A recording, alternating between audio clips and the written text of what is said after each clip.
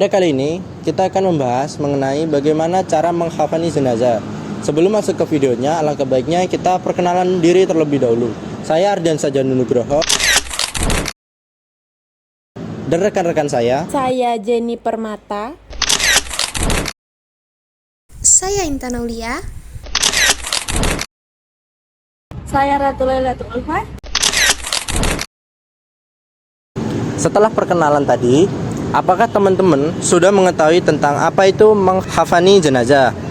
Menghafani jenazah artinya menutupi atau membungkus jenazah dengan sesuatu yang menutup tubuhnya, walaupun hanya sehelai kain. Tahap ini dilakukan setelah jenazah selesai dimandikan dan sebelum disolatkan hingga dikubur. Hendaknya dalam menghafani mayat ini dilakukan dengan sebaik-baiknya sesuai dengan sunnah yang dicontohkan oleh Rasulullah Shallallahu Alaihi Wasallam. Beliau bersabda, apabila salah seorang dari kamu menghafani saudaranya, maka hendaklah ia menghafaninya dengan baik. Hadis riwayat Ahmad, Muslim, dan Abu Daud dari Jabir. Setelah mengetahui pengertian dari mengkafani jenazah, di sini saya akan membahas hukum mengkafani jenazah. Hukum mengkafani jenazah adalah fardu kifayah bagi umat muslim yang masih hidup. Artinya, kewajiban ini bersifat kolektif. Bila di dalam suatu wilayah ada beberapa orang yang melakukannya, kewajiban ini dianggap sudah gugur atau sudah dilaksanakan. Sebaliknya, jika orang-orang di suatu wilayah tersebut tidak ada yang mengerjakannya, maka mereka semua akan dianggap berdosa. Setelah mengetahui hukum mengkafani jenazah tadi, inilah sunnah dalam mengkafani jenazah. Yang pertama, memilih kain yang baik, bersih, menutup seluruh badan, berwarna putih, dan diberikan wewangian. Dari Abu Sa'id Ibnu Umar dan Ibnu Abbas, wewangian yang dianjurkan adalah wewangian dari asap kayu gaharu. Rasulullah Shallallahu Alaihi Wasallam bersabda, jika kalian memberikan wewangian kepada mayat, maka lakukanlah 3 kali. Hadis riwayat Ahmad, Abu Syaibah, Ibnu Hibban, Hakim, dan Baihaqi.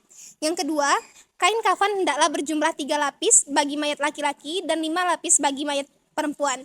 Hal ini berdasarkan hadis dari Aisyah RA, dia berkata, Rasulullah Shallallahu Alaihi Wasallam dikafani dengan 3 kain putih dari Suhul atau sebuah daerah di Yaman yang masih baru, tidak ada gamisnya dan tidak ada sorban. Hadis riwayat Bukhari. Dibolehkan menggunakan 1 lapis kain bila tidak memiliki 2 lapis kain. Diriwayatkan dari Ummu Atiyah bahwa Rasulullah Shallallahu Alaihi Wasallam memberikan kepadanya kain kafan, 1 lapisan sarung, baju kurung, dan 2 lapis kain. Yang ketiga, salah satu lapisan kain kafan jenazah menggunakan kain sejenis jubah bergaris. Dengan catatan, bila hal tersebut mudah ditemukan, sabda dari Rasulullah Shallallahu Alaihi Wasallam berbunyi, jika salah seorang di antara kalian meninggal dunia dan menemukan sesuatu, kafanilah ia dengan kain yang modelnya sejenis jubah yang bergaris. Hadis riwayat Abu Daud dan Baihaqi. Keempat, tidak berlebihan dalam mengkafani jenazah, terlebih bila memberatkan jenazah. Hal ini dicontohkan dari sahabat Nabi Abu Bakar yang berkata, cucilah pakaianku ini dan tambahkan dengan 2 kain lagi. Lalu kafanilah aku nanti dengannya. Aisyah berkata, ini pakaian sudah lama. Abu Bakar menjawab, sesungguhnya orang yang hidup lebih membutuhkan pakaian baru dibanding orang yang mati. Pakaian kafan itu hanya untuk menunggu waktu kebangkitan di alam kubur. Setelah mengetahui sunnah mengkafani jenazah, masuklah ke tata cara mengkafani jenazah. Di sini, jenazah merupakan jenazah perempuan. Langkah pertama, siapkan 5 tali untuk pengikat jenazah, mulai dari bagian atas kepala, leher, pinggang, kaki, serta di bawah kaki.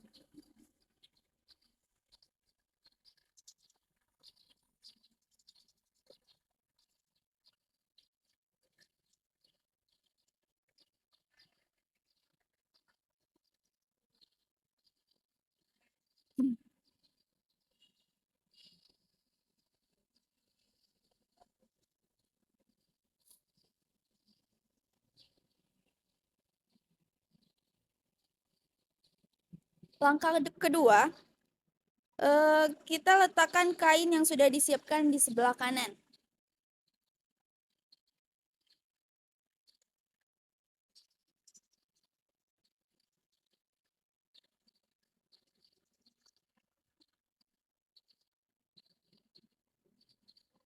Lalu letakkan kain selanjutnya di sebelah kiri.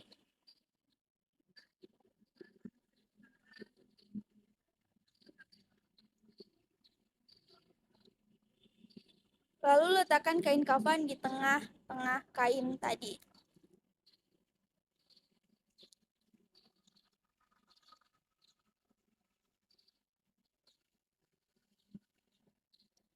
Tambahkan kerudung untuk jenazah.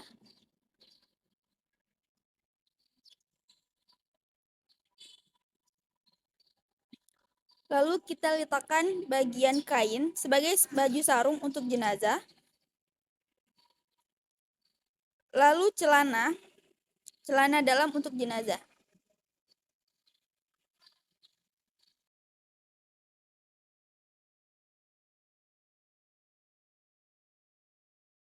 Setelah kain kafan siap, kita taburkan kafan baru di atasnya.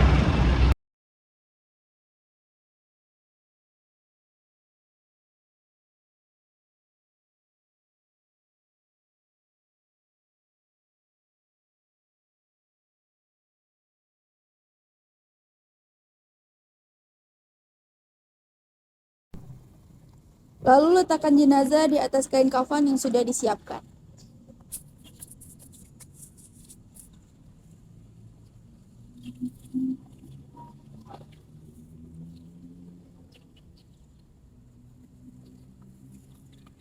Tutup dahi, hidung, dua telapak tangan, lutut, jari-jari kaki jenazah dengan kapas, termasuk lubang dubur, lubang hidung, dan kedua telinga.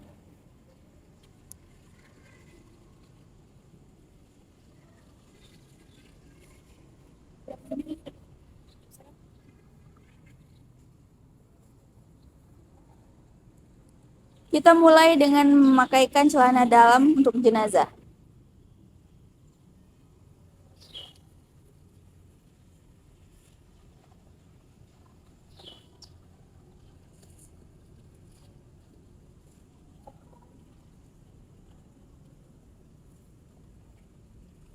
Lalu baju untuk menutupi bagian perut jenazah.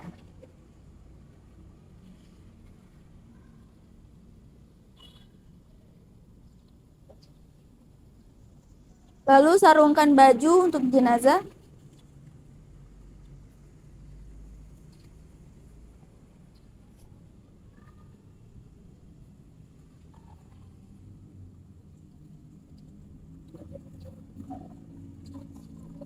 Lalu pakaikan kerudung pada jenazah.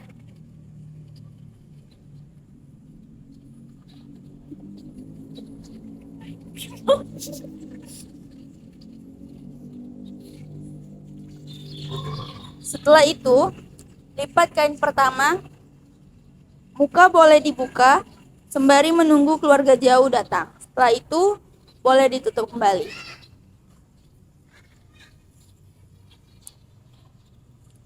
Kita lipat juga kain di sisi kanan dan kiri untuk menutupi jenazah.